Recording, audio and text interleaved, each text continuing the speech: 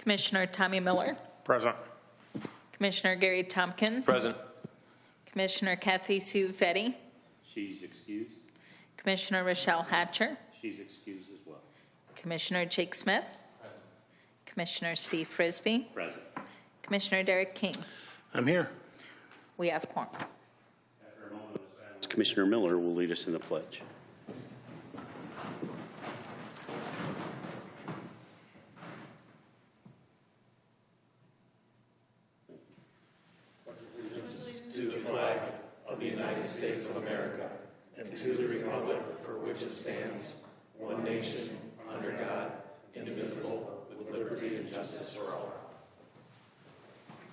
Thank you.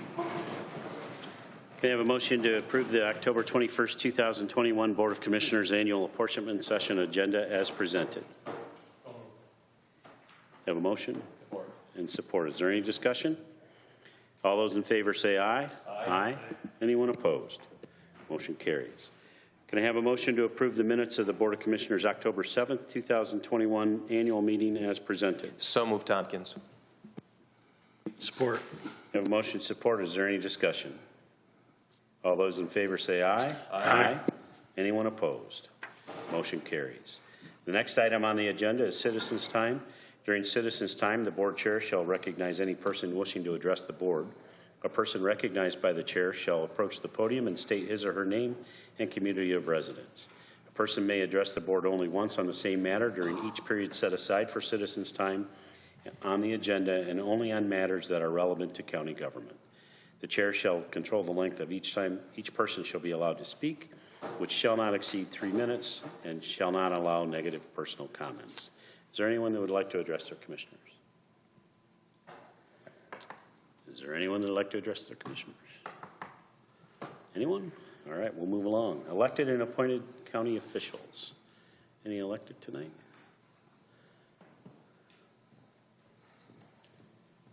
Hi, Helen. Hi, Helen. I'm Helen Guzzo from Calhoun County Senior Village. And I just want to invite you all, commissioners, to come up when we have the United Way proclamation to get your picture taken with us. We're going to hopefully put it in the paper, and it would show the county's support for the United Way.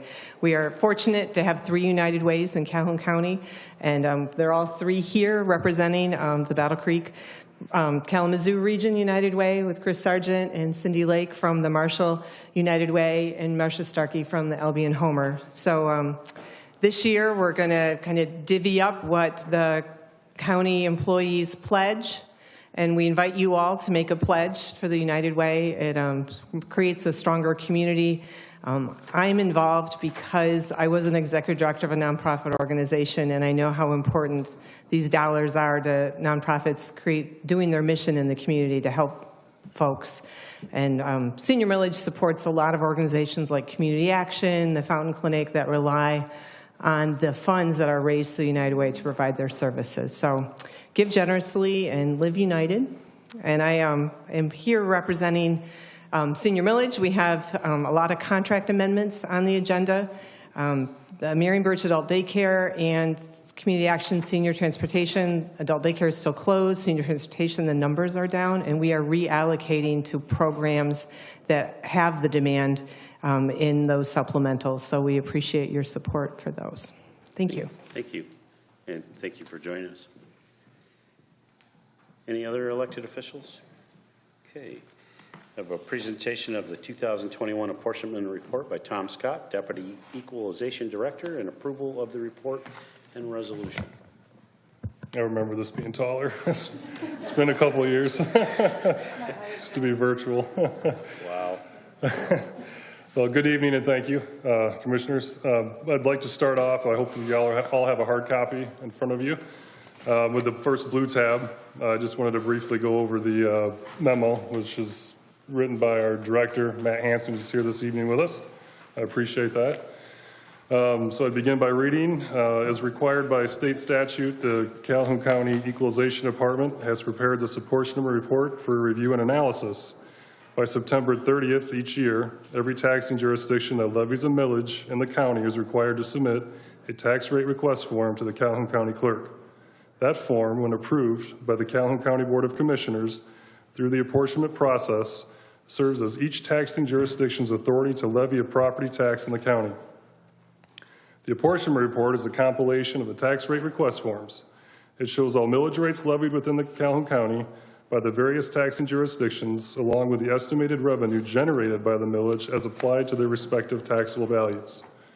Please note that the taxable valuations contained in this report are based on the ad valorem values that were approved by the Board of Commissioners at its county equalization held in April, and as such, do not account for any subsequent adjustments made by the July Boards of Review, Michigan Tax Tribunal, or State Tax Commission. Also note, if additional millage is approved in the November election for levy this year for any of the county's taxing jurisdictions, then this County Board of Commissioners should consider adopting as amended apportionment of this county, apportionment of the county, which I don't believe there is this year for the first time since I've been here. So, the second green tab is just an outline of the table of contents, just to familiarize yourself with it if you'd like to go over on your own time. The first 18 pages are helpful information but not required as part of the report. And pages 19 through 35 are actually part of the apportionment. So just like I said, it just kind of helps you navigate your way through there. And then finally, the red tab is just going to go ahead and go over just a summary of values. So what we're looking at for the total Calhoun County less Renaissance zone for 2021, $25,634,838.79, which shows a 2.7% increase over last year. And the only two noted that I wanted to just kind of point out, some of the outliers, is the total townships less Ren zone. You might see there's a negative 1.3% on there. And that has to primarily due to the debt road millage that Emmett Township levies. In 2020, they levied 2.9972 mills, and this year they're only doing 1.678 mills. So it's about 480,000 difference over last year. And then also total villages at the 12.3%. That's greatly attributed to the new 3.75 mills levied into Concha Village for their roads and sidewalk improvements. And then finally, the grand total of all county taxing jurisdictions at $179,130,588.52 for an overall 2.5% increase over last year. So that concludes my presentation. Awesome. Let's, can I have a motion to approve the 2021 apportionment report and resolution as presented? So moved. Support. Have a motion and support. Is there any discussions or questions? Go ahead, Vice Chair. No, I'm sorry, Mr. Chair, I didn't close it down. He actually answered my question. I was going to ask you specifically about the townships, why you saw the negative. Okay. So Great, you already Commissioner. answered it, so thank you very much. I do You're welcome, appreciate sir. that. Any other discussion? All right. We need to vote on this electronically.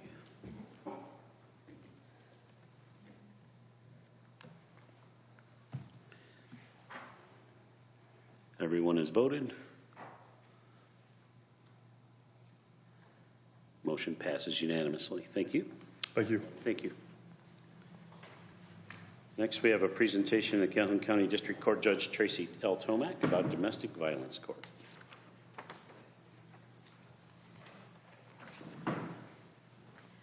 Good evening, Commissioners. Thank you for having us. I am Judge Tomac, and with me is Probation Officer Shannon Wagner. And I was thinking it was almost 4 years ago exactly I stood before you and told you that I was going to be the next district court judge. And a lot has happened since that time. I believe this update is overdue and COVID has set a lot of things aside. One of my top priorities when I was elected was to create a specialty court, either a misdemeanor drug court or a domestic violence court. Well, the law on recreational marijuana took away the need for the former, so I focused on domestic violence. I had some obstacles. My first obstacle was that Calhoun County has quite a shortage of mental health providers and counselors that were already stretched too thin by our other specialty courts. So I was told, no, you can't do that. We don't have enough counselors. Well, then a door closed and a window opened. Summit Point eliminated domestic violence counseling, and the provider chose to leave Summit Point and come to work with us. So the next obstacle, the name of the counseling, Batterers Intervention. And that term, batterer, was a very off-putting term not only to the people accused of domestic violence, but to their family members as well, to admit that they were partnered with a batterer. So I changed the name. How about Healthy Relationships Counseling? And the counselor that left, Miss Julie Roberts, she opened a business and called it Healthy Relationships Counseling, and she's been outstanding. My next goal was to get a probation officer, and this outstanding woman next to me is an incredible probation officer. She was assigned to my court, and she became my partner. How can we make this happen? Well, we pulled together resources from the prosecutor's office, defense attorneys, the court, every law enforcement agency in Calhoun County sent a representative. We have Safe Place, other mental health providers, and we put together a plan for Calhoun County. The difference with domestic violence and other specialty courts is the state of Michigan does not have a sanctioned program. They do not oversee this. Many communities have it, but they made their own. So we went to Jackson County, we went to Washtenaw County, we saw what we liked and what we didn't like, and Shannon and I made this happen. On February of 2020, we had our first in-person participant review, and it was incredible. And then COVID. So Shannon and I turned this to Zoom. And these participants, up until yesterday, have participated, been put into the program, and graduated via Zoom. And it has been outstanding. I just wanted to give you some of the background and the highlights on what we have done to change lives in Calhoun County. And my goal is to change the family dynamics. When you think about domestic violence, we've seen it happen in every walk of life. This affects the perpetrator, and it affects their partner, and it affects their children. And their children go to school with our children. And guess what? They're going to date our kids one day. And they have grown up thinking that this is how I show you that I love you, because that's all they've ever seen. So we are stopping the cycle of violence, and we are helping people to put their family together in a healthy relationship manner. I do want to thank Mr. Gilbert, who is here today. He was a big supporter of this and continues to support Domestic Violence Intervention Court, which was the other name I came up with, because we want to intervene, not to punish. Let me make sure I hit all of my highlights. Shannon keeps track of all of our statistics. So she takes the person into a counseling or a screening, pre-sentence investigation, screens them for the program, and they are not happy, and they have a lot before them. What they don't have before them are additional costs to be part of the Domestic Violence Intervention Court. Because we're not state sanctioned, they just get the regular probation fee. You know what else they don't have, or what we don't have? Any need of funds from Calhoun County. So we were able to use existing resources, so we're not even here to ask for money. So that should make everyone smile.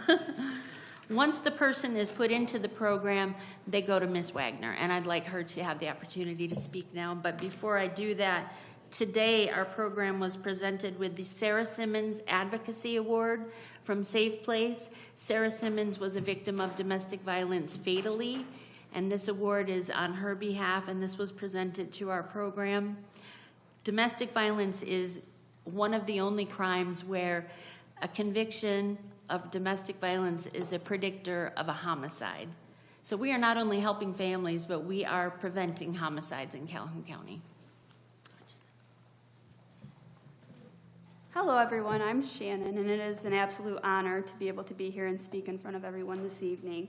As the judge said, I do supervise the domestic violence caseload, and since our program started in February of 2020, we have had 146 participants sentenced into the program. Of those, only 15 were females, so it's primarily men that we see, but we do have some women. To date, as of yesterday, we have had 36 graduates, and of those 36, 16 of them received a dismissal track under the Spouse Abuse Act, which means that they will not have the domestic violence conviction on their criminal record because they successfully completed this program. Right now, we have 45 active participants in the program, which means that they are attending court sessions and they're doing their healthy relationship classes. We do have 19 individuals who have outstanding bench warrants because they have chose to abscond, and We unfortunately have had 46 people who have not completed the program to date. And that is disappointing. However, that means that they are serving some jail sentence because they chose not to engage in treatment services. Judge also stated that they are not typically happy to be put into this program. It is very intensive. It's between 15 and 18 months. Sometimes we've had people on for up to 2 years. However, I want to share a quote in closing from one of our participants. When they complete the program, they present an accountability statement before the court, and they tell us what it is that they did that brought them into the program. And the progress that we see with these participants is just amazing.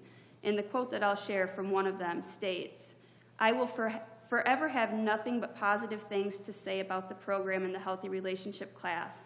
The program has changed my life for the better, both inside and outside of my home." And another quote from an individual is, "I am now the husband and the father I should have always been because of this program. I am now a credit to my community, not a detriment, and I refuse to live any other way." So it is just amazing to see the progress that is made, and hopefully, we never truly know, but the goal is to prevent domestically related homicides in Calhoun County. I'd just like to close by inviting you all to come. We meet every other Wednesday at 3 o'clock in my courtroom. You can Zoom in. We now do partial in-person, partial Zoom, so that we have some social distancing. You will be amazed to see what these participants have to say. And I thank you for your time tonight. Thank you. First and third? Just every other. We had it yesterday. So 2 weeks from now. We'd love to have you. Yes. Do you have a specific graduation ceremony when you? They just present an accountability statement of what they've learned. Okay. And you'll try not to cry. I Yeah. can say we've had a graduate at every court session that I can recall for a long time. So. Good. All right. We'll try to make it. It's very interesting to watch these in progress and see courts actually change people's life. So they're not back in front of you as a judge. And as that one participant said, I've become a father and a husband like I should be. So. And some of them continue to participate in healthy relationships long after they've graduated. Yep. To mentor other people. Yeah. Well, How many do you think are,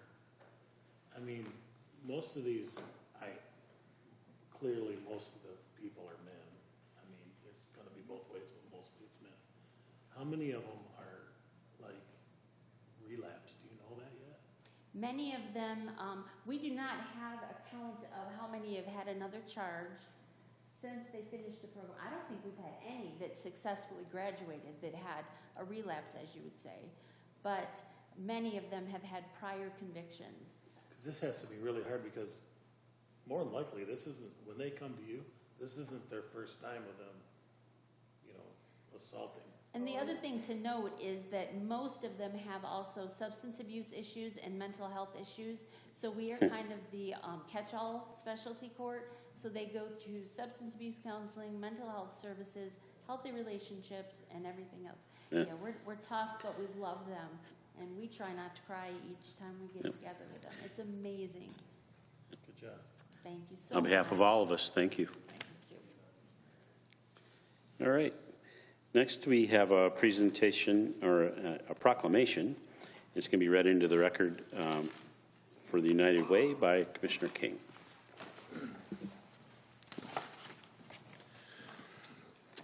This is a resolution. It's titled Calhoun County Workplace United Way Campaign, October 21st through November 5, 2021.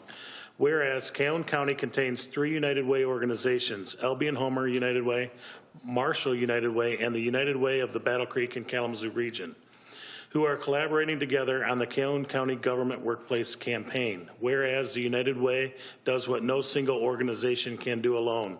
Whereas the United Way has been a leader in the community during the response to the COVID-19 pandemic, and the United Way has a vision of a vibrant community where all people realize their full potential, where every baby thrives, every child graduates from high school, every person earns enough to be financially stable, and every person who is hungry, homeless, or in crisis gets help.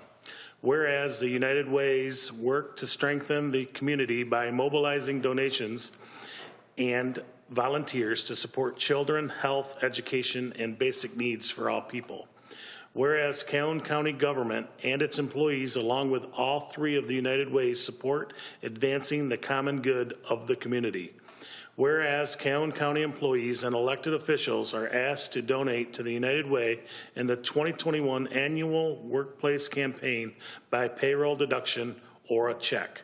Therefore, the Calhoun County Board of Commissioners hereby proclaims its support for the Calhoun County Workplace United Way campaign from October 21 to November 5, 2021, and encourage employees and elected officials to make a pledge in the annual United Way Workplace campaign. Signed by our chair, Steve Frisbee. Thank you. Can I have a motion to approve the 2021 United Way Workplace Campaign Resolution as presented? So moved. Support. I have a motion support. Is there any discussion? All those in favor say aye. Aye. Anyone opposed? Motion carries. I think we're going to have everybody come up, and Ms. Helen requested some pictures.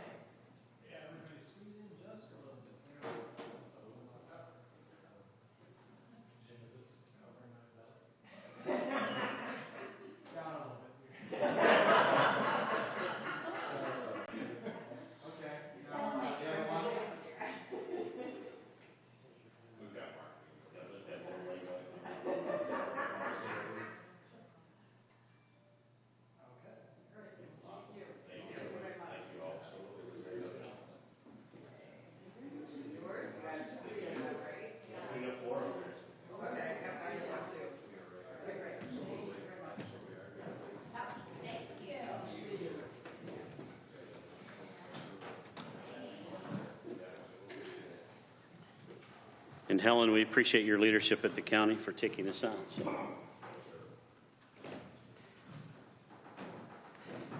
All right. Next, we have a proclamation about Red Ribbon Week, which is October 23rd through October 31st. That'll be read into the record by Vice Chair Tompkins. Thank you, Chair. And I'm certainly honored to read this proclamation into the record. Certainly, we have a number of guests here tonight that will be accepting that, and working with them as much as I do on substance abuse prevention, it's certainly an honor to read this into the record. So this is a proclamation, County Commissioner proclamation regarding Red Ribbon Week, October 23rd through the 31st. Whereas Red Ribbon Week is celebrated annually October 23 through 31 and is the nation's oldest and largest drug prevention awareness program. And whereas Calhoun County values the health and safety of all of its citizens, and whereas substance abuse is particularly damaging to one of the most vulnerable resources, our children, and a contributing factor in the 3 leading causes of death for teenagers, accidents, homicides, suicides, and whereas it is the goal of Red Ribbon Week and Calhoun County to involve families, schools, businesses, churches, law enforcement agencies, and service organizations in all aspects of this campaign to establish an atmosphere that supports awareness, education, and ongoing initiatives to prevent illegal drug use. And whereas the Red Ribbon Week campaign theme promotes family and individual responsibilities for living healthy drug-free lifestyles, without illegal drugs or the illegal use of drugs, and whereas there are many activities planned during the Red Ribbon Week campaign in Calhoun County. Now, therefore, it be proclaimed that the Calhoun County Board of Commissioners does hereby proclaim October 23rd through August 31st, 2021 as Red Ribbon Week, and encourage everyone to participate in drug prevention education activities, not only during Red Ribbon Week, but also throughout this year, making a visible statement that we are strongly committed to a drug-free lifestyle. This is dated October 21st, 2021, and signed by our chair, Steve Frisbee. Absolutely. And just want to make a comment, certainly, with Dr. Bonner and his 2 associates, Maurice Berry and Wanda Kemp, here tonight. These individuals, Mr. Bonner has been in this business for 40-plus years in substance abuse prevention services, and I would certainly encourage all of us to certainly ensure that the funding for the substance abuse prevention service, as well as our substance abuse council out of Battle Creek, are properly funded to where they need to be. So certainly, I think the work that they do is amazing, and I'm lucky to be part of the organization to see it happen on a daily basis. So thank you very much. So thank you, Mr. Chair. Can I have a motion to approve the proclamation for Red Ribbon Week? That is a tough thing to say. October 23rd through the 31st, 2021 is presented. So move. Support. I have a motion and support. Is there any discussion? All those in favor say aye. Aye. Anyone opposed? Motion carries. I think we got another group of folks to come on up, including Harry.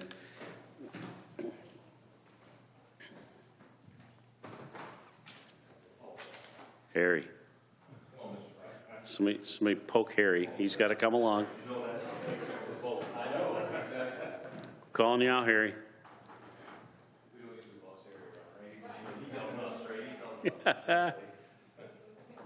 Maybe he was asleep. Yep, you bet.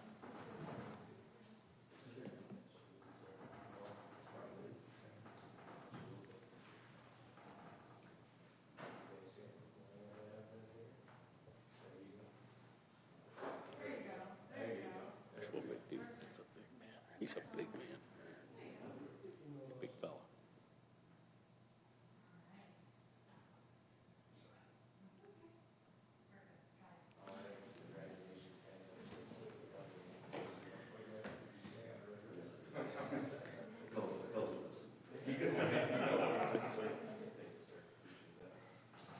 Thank you, everyone.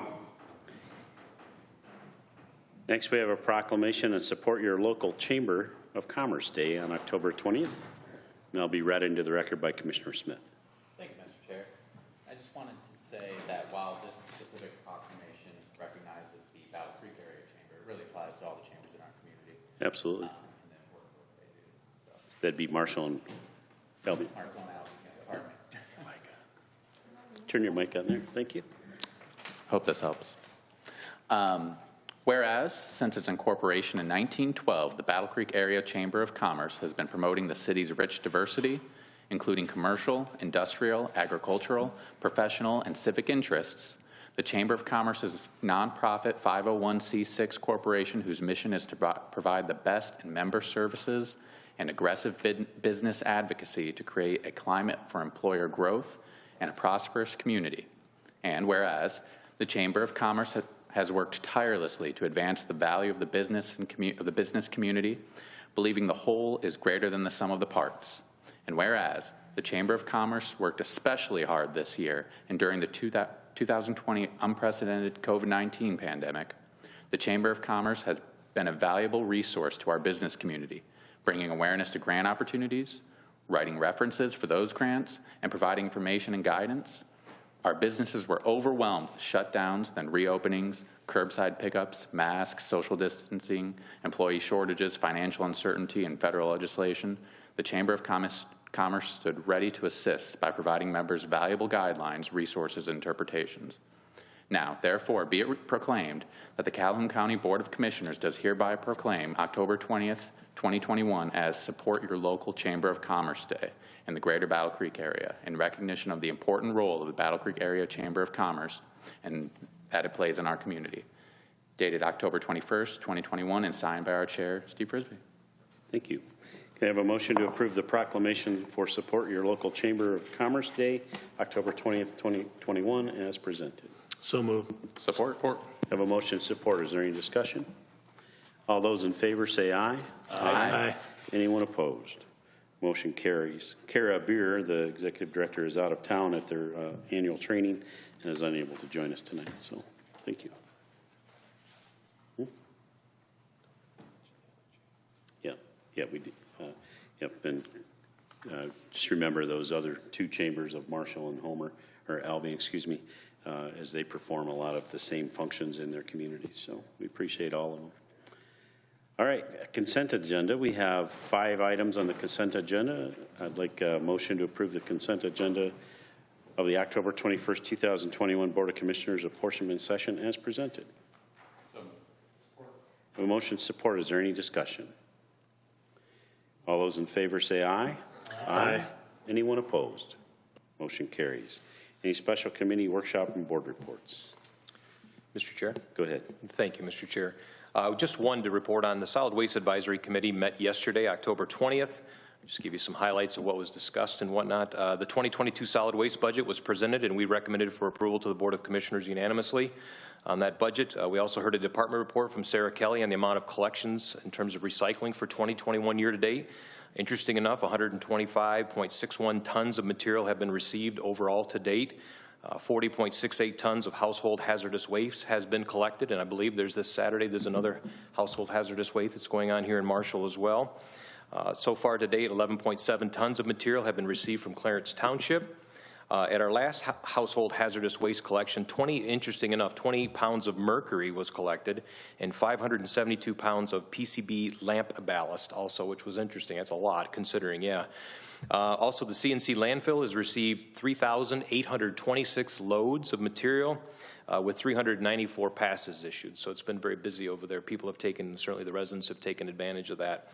And we also heard a potential reopening of the Marshall Recycling Center and what it looks like hopefully going forward and with respect to employment and applications and whatnot. And luckily, it was recommended or looking hopefully to have an early mid-November reopening going forward. So that's just my report this evening on solid waste. Thank you. Kudos to the county having the ability to collect that mercury. Yeah. PCBs, and much more kudos to whoever turned that in. That's awesome. Oh, absolutely, absolutely. I mean, that's a big amount. Yeah, that is significant, yes. Last night we met, the CCIS met. We approved raise everybody's rates for $25 for camping fees for the week, kind of do some upgrades. Not a whole lot else went on. We got the election coming up, the year in November 17th. It'll be at the B. Henry Building. That's our annual meeting. No, it's the night before. It's always the third Wednesday of the month. Anybody else? Budget committee had our hearings all day last Friday. It was a very productive day, I think. Not solving all of our issues, but I think we're coming closer. Good information from the treasurer about the contribution of the revolving tax fund as normal. So that is good information. But we're still a little ways from solving that. Usually we solve it through expenditures. This year, as Kelly's indicated, it's because of revenues that are shortfall. So it's it'll be a little bit of a challenge, but we'll get there somehow. So we present a balanced budget too. All right, we'll move on. We have no unfinished business. So I'll turn it over to the County Administrator Controller, Kelly Scott. Thank you, Mr. Chair. I'll add on to the update about the county's 2022 budgeting process. As Commissioner Frisbee mentioned, the budget hearings were kind of one of the milestones that we have every year. And the next step will be we have a final budget committee scheduled with both our internal and the Board of Commissioners Budget Committee to review a final budget that will be presented for public hearing on November 17. We will also move forward with our updated staff recommendations for the American Rescue Plan Act dollars. So we're working on, a more comprehensive plan. And I want to mention with regard to ARPA, hopefully you all get the Michigan Association of Counties legislative updates, but this past Friday, October 15, the Michigan Association of Counties unveiled what they call My Prosperity Roadmap, and it's basically a request that got sent to the state legislators and the governor's office asking that out of the state's remaining $5.7 billion in ARPA funds, that they prioritize matching programs, grant programs, direct reimbursement programs for counties and local governments. So MAC was part of a coalition of about 40 other organizations, and it's a very comprehensive plan that they summarize it in 5 key areas: stronger economy and the business climate, supporting public health and safety, improving infrastructure, and then fiscally stronger local government. So there are a lot of details in there, and fortunately, the strategies that have been submitted to the state are very much in line with the strategies that we've been discussing, and a lot of the projects that we are considering for both the county internally and for the community are in line with that. So, of course, the legislature has to appropriate any of those programs, and the budget director has indicated that that should happen within the next 3 months. So we're hopeful that even though we're going to create a plan, that we can make those dollars stretch even further if the legislature appropriates some of the items at least some of the items that MAC is recommending. So in my written update report, we put a link to that plan. It's at myroadmap.com. And so we really urge you to get familiarized with that plans, and in any of your conversations with our local legislators, please ask them to push forward some of those recommendations that will really help us out. I know $26 million sounds like a lot. We have already appropriated $9 million and are working on another probably $6 million for the next phase. So, I mean, it goes really quickly because we're in a position to need so much for our own budget stabilization, and also we've received some pretty large requests for community projects. So that will be coming. Broadband is also another big initiative that is moving forward. I attended a regional county administrators meeting this past week, sort of convened by the South Central Michigan Planning Council. Of course, all of our surrounding counties are at different stages. Branch County is the furthest ahead. They're getting close to selecting a provider to build out their internet and issue bonds to finance that. We're probably second, and then Kalamazoo County, St. Joseph County, some of the others really haven't even taken that first step to authorize a study, a survey like we're doing, and even the proclamation to move forward. Next steps that you'll see on that is at the next Board of Commissioners meeting, November 4th, we will have a recommendation to engage some consultants to move us forward with the feasibility study, as we mentioned. I think Commissioner Tompkins mentioned at the last meeting. And so that will really flesh out the level of expertise needed so that we can get some concrete plans in place. And the last thing I want to mention is that Chair Frisbee and I convened our quarterly city-county meeting on October 8th. So that's all of the city managers and mayors throughout the county. They were all in attendance this time, which was nice. And the only topic of discussion was trying to get our countywide public transit plans back on track. That project was delayed last year during the pandemic. But in the meantime, our community development staff, Doug Farrell, has been working very regularly with the City of Battle Creek's transit manager, Mallory Avis. And at this meeting, we got to see some really powerful data that shows what the city's pilot program, which is called BC Go, how successful that is, what the demand is, and how there is very much a need to expand that to provide rides throughout the county for any of our residents. And they've come up with a much simpler model than what was produced from the independent study that we had consultants provide.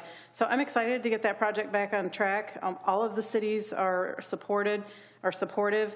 Next steps are going to include some more presentations by the staff to our Board of Commissioners, but also the city commissions and councils. They're also recommending that we really need an interim transit manager. And so the City of Battle Creek and I are talking about potentially allocating some ARPA funds to make that happen. We really just need to get from talking about this and being excited and acknowledging that there's a need for public transit to an action plan. So we need an implementation plan. We need to start talking about how it will be funded. There will be some efficiencies by combining transit systems, but everyone is acknowledging that it's likely to include a request from taxpayers to support this really important solution throughout the county. So more to come on that. And that's it for my report today. Thank you. So we will move on to new business tonight. We have 5 items. Let me scroll down. The first 2 come from our Senior Services Office and the Senior Millage Allocation Committee. So we appreciate Helen Guzzo being here to support that. The first item, 12B1, are 2 of the Senior Millage Program contracts that came from the competitive process this year. And Helen, if you want to come up to answer questions, I'll just briefly summarize. The 2 are ongoing support for the Senior Center in Marshall. So that is recommended at $50,000 a year to Carewell Services. That's at the same level supported in the past. And then a change for the money management program to Guardian Finance and Advocacy being recommended at $20,000 a year. So It actually wasn't a change, the existing vendor. Sorry. A renewal, basically. Yes. Yes. Okay, can I have a motion to approve the senior millage program contracts from 2021, request for proposals as presented? So moved. Have a motion and support. Is there any discussions or questions for Helen? All right, the vote is open. Please vote.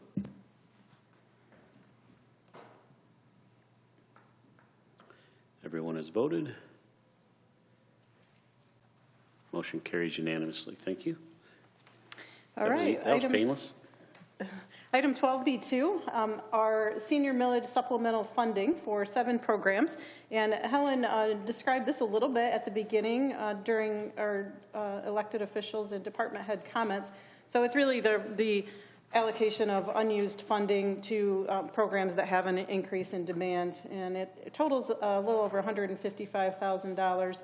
This also has been approved by the Senior Millage Allocation Committee in 2 steps, some of them in September and some of them on October 1st. Okay, can I have a motion to approve the senior millage supplemental funding for minor home repair, home heating, prescription, ramps, senior center operations, Guardian, and money management as presented? Still moved. Have a motion support. Is there any discussion? The vote is open.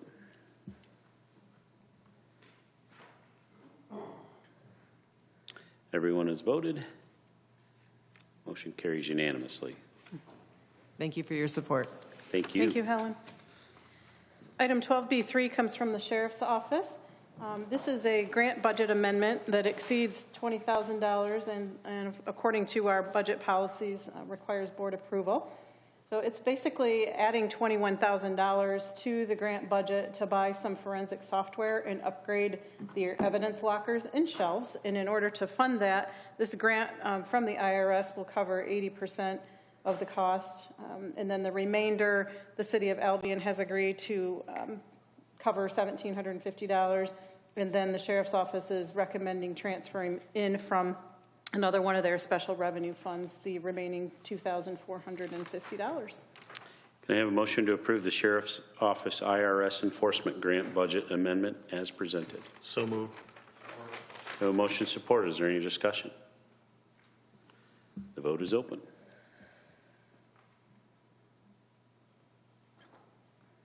Everyone has voted. Motion carries unanimously. All right.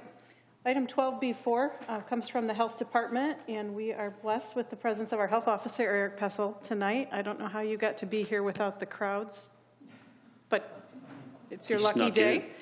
And so this is a request from the Health Department to enter into a contract with a consulting firm called VIP Research and Evaluation to conduct a behavioral risk factor study. And so these studies really supplement the work that was just recently completed through the Community Health Needs Assessment that focuses more on what issues our community has that prevent them from being healthier. This study surveys individuals, and they're proposing 900 individuals throughout the county, to ask more of the why questions about what behaviors are leading to the statistics as the way they are. And so the Health Department has requested funding from the state, from a state grant that is still pending legislative action. And so they would like to get started on this ASAP because it will lead to a report that will help with updating the Health Department strategic planning and program implementation. So it's a phone survey, and the questions are basically designed by the CDC, but then this year, the Health Department has added some COVID-related questions. It's about $80,000, I think, not to exceed. And again, the goal is to have this grant funded, and if not, the Health Department has a pretty healthy fund balance for one-time strategic items like this. And Eric would be happy to answer questions since you haven't seen him in person in a while, maybe. He's alive. Yeah, we'll get a motion. Can I have a motion to approve the Health Department Behavioral Risk Factors Study Contract with VIP Research and Evaluation as presented? So moved. Have a motion support. Any discussion? Sit down, big fella. We can vote. You came all this way. Not that we don't love you. I can see it now. Why are you obese? Because I like food. Pretty simple question. I know. Hey, Eric and I have had this conversation about I don't the think it's profound allowing us to results that vote. might come from this. I don't exercise enough. I eat too much. What's that? Tommy? Oh, okay. There we go. All right, everyone's voted. Motion carries unanimously. Thanks for coming anyway. It's good to see you. Stick around. I told him for $80,000 item, you should be here. Anyway. All right, the last item under new business tonight are the monthly financial statements. And just due to timing, we just had financial statements for August, the last meeting. So I'll keep this brief. General fund revenues are obviously behind, mainly in the area of jail bed revenues. Even though they're behind from last year, which is generally what our memo compares, we have already accounted for that in the mid-year budget amendment. So Megan Banning and I, our deputy controller, continue to meet with the sheriff monthly to review his budget. We did that this morning.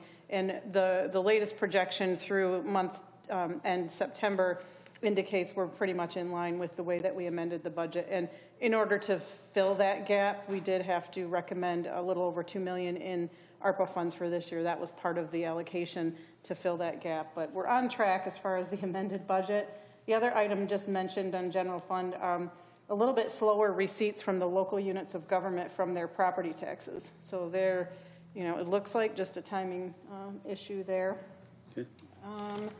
And then just one item I would point out within the road department budget is that they have a positive budget variance in revenues based on this big, I guess, movement towards solar energy projects. So the road department gets funding from permits, and we have received over $200,000 this year that was not budgeted from them. So that will help fill their revenue replacement as well. And I would add that the jail not only generates revenue, it costs us dollars, and we've put in place some programs working with the courts, the prosecutor, the judges, everybody to keep that population, the local population, which costs us dollars to house, at a reasonable level. And it's not letting folks out that are violent or anything like that. It's making sure that people are let out of jail that are in low-level crimes and keeping that population down. So there's both revenue and expense in that bad boy. So A lot more expense than revenue. there sure is. There sure is. All right, can I have a motion to approve the county's September 2021 financials information as presented? Support. Have a motion support. Is there any discussion? All those in favor say aye. Aye. Anyone opposed? Motion carries. Our next item is citizens' time. The same rules apply as during the first citizens' time. Please limit your time to 3 minutes and no negative personal comments. Does anybody like to address Steve? You're about the only public. I know it. So I'm going to call you out. Do you want to speak tonight? No? Okay. Well, thanks for joining us. It's always good to see you. All right, we'll move on. Claims payable. Can I have a motion to approve the Calhoun County claims payable for September 29th, 2021 through October 14th, 2021 in the amount of $7,088,036.35 as presented? Have a motion support. Is there any discussion? Please vote.